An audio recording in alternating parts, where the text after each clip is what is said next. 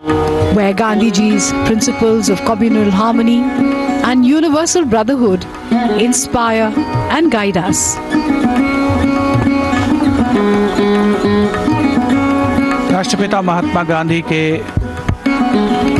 संदेशों को, उनके उपदेशों को अपने तन मन धन में समाहित करते हुए ये सत्याग्रही दांडी यात्रा के लिए रवाना हो चुके हैं। माननीय प्रधानमंत्री श्री नरेंद्र मोदी ने विधिवत कुछ ही क्षणों पहले उन्हें रवाना किया।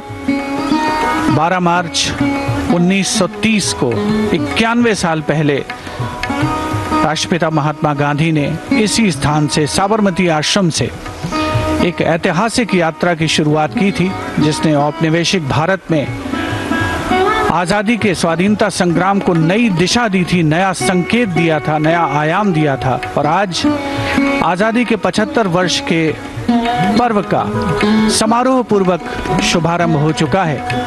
और उसी के एक अविस्मरणीय अंग के रूप में ये सत्याग्रही रवाना हो रहे हैं दांडी की ओर। नमक सत्याग्रह भारत के स्वाधीनता संग्राम का वो अमिट हस्ताक्षर है जो देश और दुनिया में मिसाल बना है।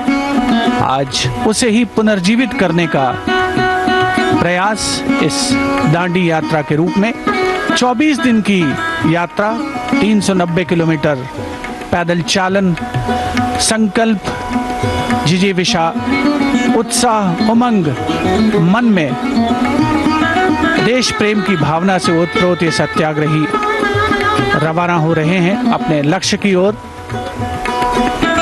और आधुनिक भारत में सबके सामने एक ही लक्ष्य, देश को सबसे आगे रखना, देश की प्रगति, देश प्रेम, देश सेवा का संकल्प लेकर इस पुनीत कार्य को आगे बढ़ाना।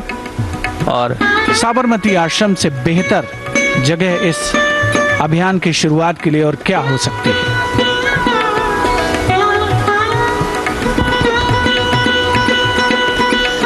The Honorable Prime Minister Shri Narendra Modi launched a celebration on a gigantic scale to celebrate the landmark of 75 years of India's independence, Azadi Ka Amrit Mahotsav, the festival of India's eternal freedom.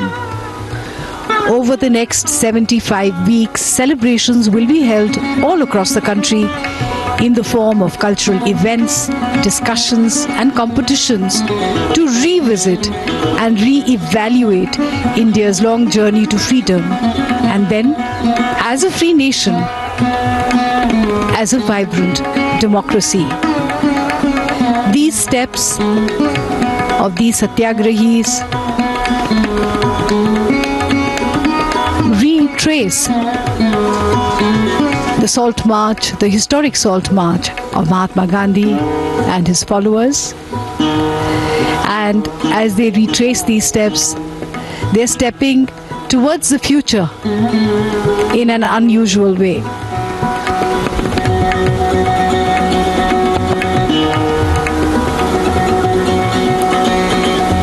ऐतिहासिक साबरमती आश्रम, बापू की कर्मस्थली, जिसके ठीक सामने से तिरंगा अपने हाथों में लिए ये सत्याग्रही रवाना हो चुके हैं।